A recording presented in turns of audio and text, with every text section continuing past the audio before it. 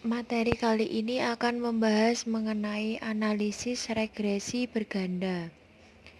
Yang pertama yaitu membahas tentang multikolinearitas. Multikolinearitas adalah suatu masalah yang timbul karena adanya hubungan linier atau korelasi antar variabel bebas dalam analisis regresi linier berganda. Gangguan multikolinearitas terjadi jika dalam sebuah model terdapat korelasi antara dua atau lebih variabel bebas. Logikanya, jika kita ingin mencari pengaruh A, B, dan C terhadap D, maka seharusnya tidak ada korelasi baik antara A dan B, A dan C, ataupun B dan C. Suatu analisis linier berganda tidak mungkin dapat dilakukan jika terdapat multikolinearitas sempurna antara variabel bebas. Akibat yang dapat terjadi adalah penduga kuadrat terkecil tidak bisa ditentukan serta varians dan covarians dari parameter menjadi tidak terhingga. Adanya multikolinearitas dapat mengakibatkan penduga kuadrat terkecil menjadi tidak efisien dan kesimpulan antara uji statistik F dan uji statistik T dalam pengujian hipotesis tentang parameter regresi memiliki kesimpulan yang berbeda. Selain itu, adanya multikolinearitas dalam analisis regresi linier berganda ini juga dapat menyebabkan standar deviasi dari penduga nilainya akan meningkat sehingga nilai penduga parameter yang dihasilkan dari analisis regresi akan dapat tepat. Cara mendeteksi adanya multikolinearitas. Yang pertama, menghitung koefisien korelasi sederhana antara sesama variabel bebas. Jika terdapat koefisien korelasi sederhana yang mencapai atau melebihi 0,8, maka hal tersebut menunjukkan terjadinya masalah multikolinearitas dalam regresi.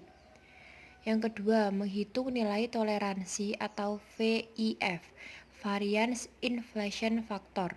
Jika nilai toleransi kurang dari 0,1 atau nilai VIF melebihi 10, maka hal tersebut menunjukkan bahwa multikolinearitas adalah masalah yang pasti terjadi antar variabel bebas. Yang kedua yaitu TOL, yakni ukuran toleransi untuk mendeteksi multikolinearitas. Yang keempat, lakukan regresi antar variabel bebas, kemudian melakukan uji F dan bandingkan dengan F tabel. Jika nilai F hitung melebihi nilai F tabel, berarti dapat dinyatakan bahwa XI kolinearitas dengan X yang lain. Yang kelima, dengan nilai eigen dan indeks kondisi, output SAS dari F, produksi Cobb-Douglas menggunakan nilai eigen dan indeks kondisi untuk mendiagnosis multikolinearitas. Ada beberapa cara dalam mengatasi multikolinearitas, yaitu dengan regresi stepwise, regresi right, dan regresi komponen utama. Yang pertama yaitu regresi stepwise. Regresi stepwise adalah salah satu metode untuk mendapatkan model terbaik dari sebuah analisis regresi. Metode ini merupakan gabungan antara metode forward dan back forward. Variabel yang pertama kali masuk adalah variabel yang korelasinya tertinggi dan signifikan dengan variabel dependent. Yang kedua yaitu regresi right, merupakan salah satu cara yang digunakan untuk mengatasi multikolinearitas dalam analisis regresi linier berganda. Regresi right ini dapat dengan cara memodifikasi metode kuadrat terkecil sehingga menghasilkan penduga parameter yang lain dalam analisis regresi linier berganda yang mempunyai sifat bias. Apabila suatu penduga mempunyai bias yang kecil, tetapi penduga ini mempunyai ketelitian yang lebih baik dalam menduga parameter dibandingkan penduga yang tidak bias, kemungkinan penduga yang bias ini mempunyai peluang yang lebih besar daripada penduga yang tidak bias untuk menduga parameter yang sebenarnya. Yang ketiga yaitu regresi komponen utama atau principal component regression. Prosedur analisis komponen utama bertujuan untuk menyederhanakan variabel yang diamati dengan cara menyusutkan atau mereduksi dimensi suatu data pengamatan tanpa mengurangi sifat atau karakteristik. Pembahasan yang kedua yaitu terkait dengan model regresi. Pada regresi berganda, membentuk persamaan regresi sebagai berikut.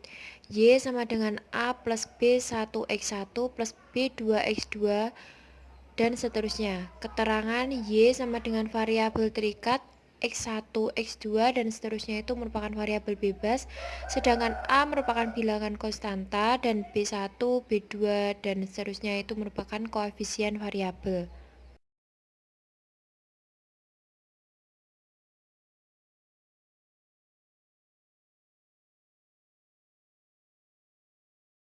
Pembahasan selanjutnya yaitu terkait dengan ANOVA. Pengertian ANOVA untuk regresi adalah sebuah analisis variansi atau analisis perbedaan apakah nilai-nilai pada variabel-variabel bebas pada persamaan model regresi berganda dapat memberikan pengaruh secara signifikan atau tidak kepada variabel terikatnya. Untuk mengetahui seberapa besar nilai-nilai pada variabel bebas kepada variabel terikat, yaitu dengan memakai uji F atau Fisher.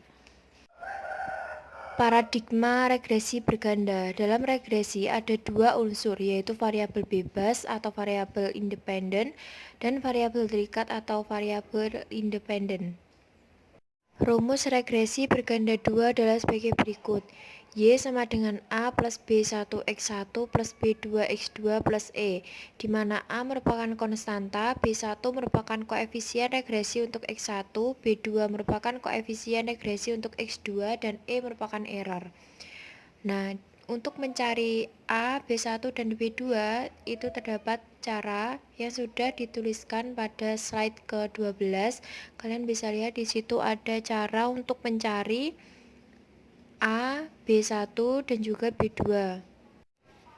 Perangkat yang diperlukan untuk uji ANOVA regresi berganda yaitu A plus B1X1 B2X2 plus E. Setiap koefisien dalam persamaan regresi berganda harus dicari nilai standar errornya, di mana SE untuk standar error Y, SA untuk standar error A, SB1 untuk standar B1, dan SB2 untuk standar B2.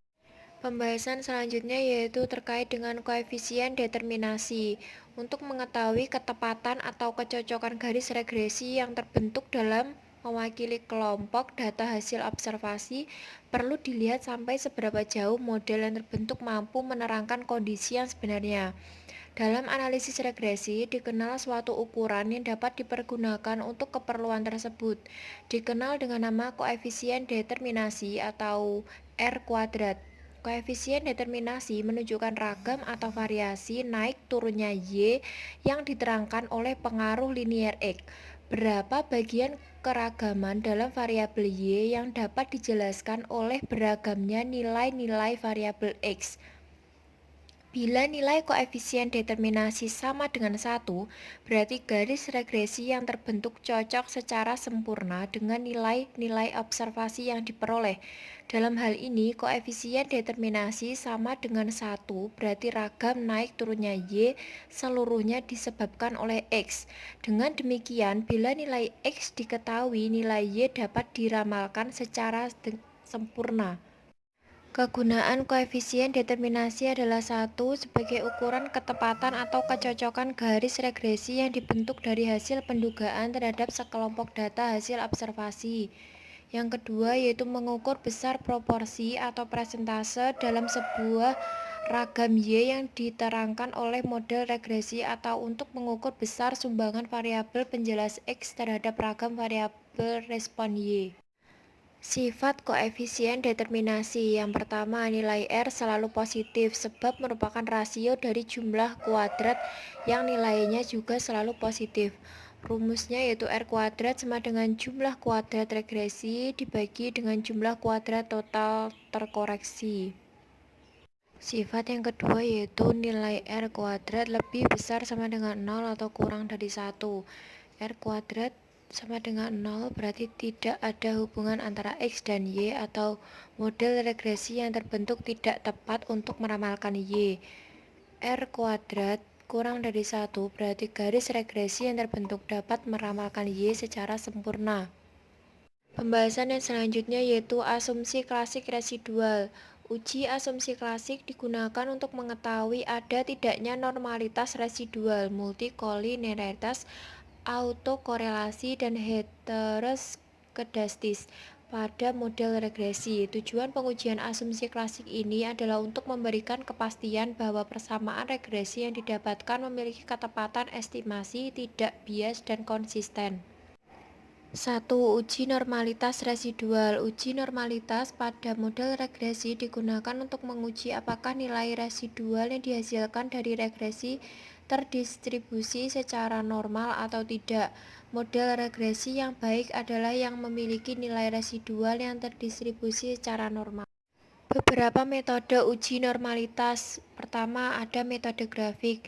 Dengan melihat penyebaran data pada sumber diagonal pada grafik normal P, plot of regression standardized residual. Sebagai dasar pengambilan keputusannya, jika titik-titik penyebar sekitar garis dan mengikuti garis diagonal, maka nilai residual tersebut telah normal.